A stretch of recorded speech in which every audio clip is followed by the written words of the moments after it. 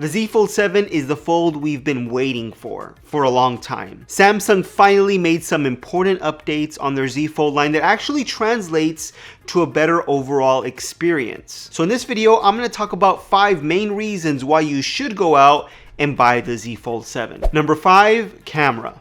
One of the major issues with foldables was having to settle for a subpar camera experience. Foldables just never had the same camera quality as a regular slab flagship phones. But that may be a thing of the past because the Galaxy Z Fold 7 has gotten a major camera upgrade. You now have a 200 megapixel main camera sensor, which is the same sensor inside the Galaxy S25 Ultra. So that, along with the new chipset, should get you some amazing camera results. Now, the ultra wide and telephoto is still not the same quality as something like the Galaxy S25 Ultra, but at least the main camera sensor, the one that you're going to use most often, is on par with other flagships. It should definitely translate to better video and better photos. Number 4 is displays. Samsung has made some major improvements to the displays on the Galaxy Z Fold 7. The cover display is now 6.5 inches and the main folding display is now 8 inches. Now, I know Samsung usually increases the size of their displays with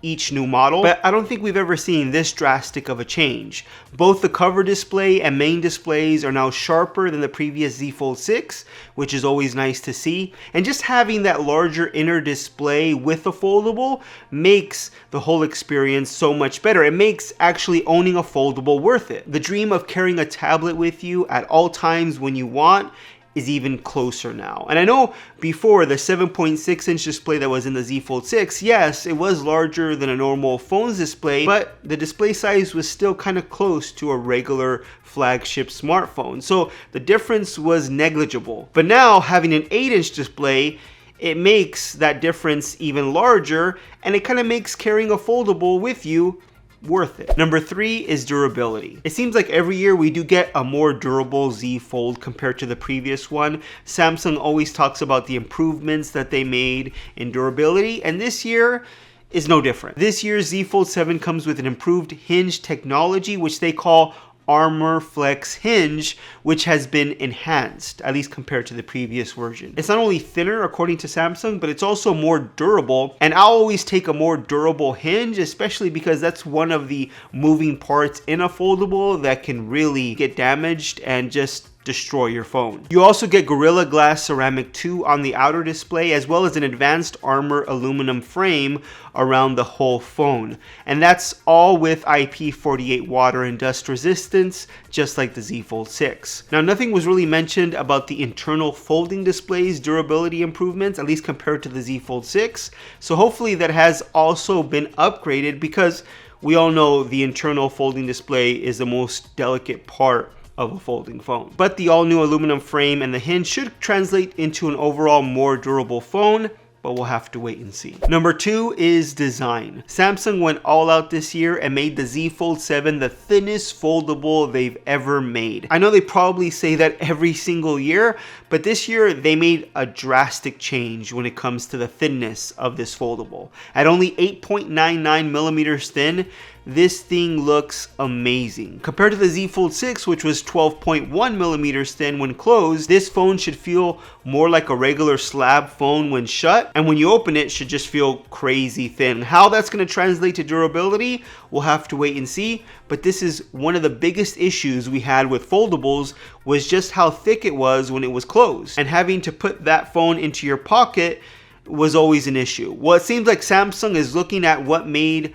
a foldable kind of a hassle, at least using it on a day-to-day basis, and is correcting some of those things. And one of those things is the design and how thin this new foldable is. And number 1 is the aspect ratio. Yes, one of my main complaints with the Z Fold line was the aspect ratio of that outer cover display. It just was too thin and almost unusable to use on a day-to-day basis. You were almost forced to open the phone up to do anything on that larger inner display, which is something I personally don't like. I know some people say the whole point of owning a foldable is opening it up and using that larger display. But the way I would use my foldable, I would do most tasks on that outer display, and then when I wanted that larger screen, I would open it up and use the inner display. But that was kind of a hassle with the Z Fold models previously.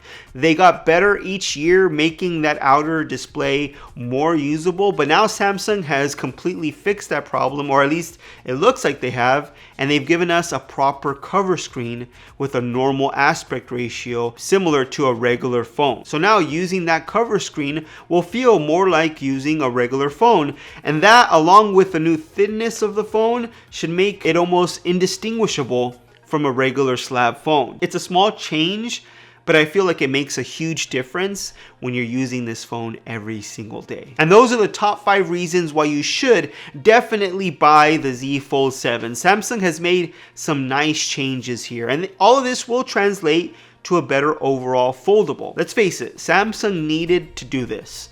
The Z Fold line was starting to fall behind, at least compared to other foldables, and Samsung finally stepped up their game.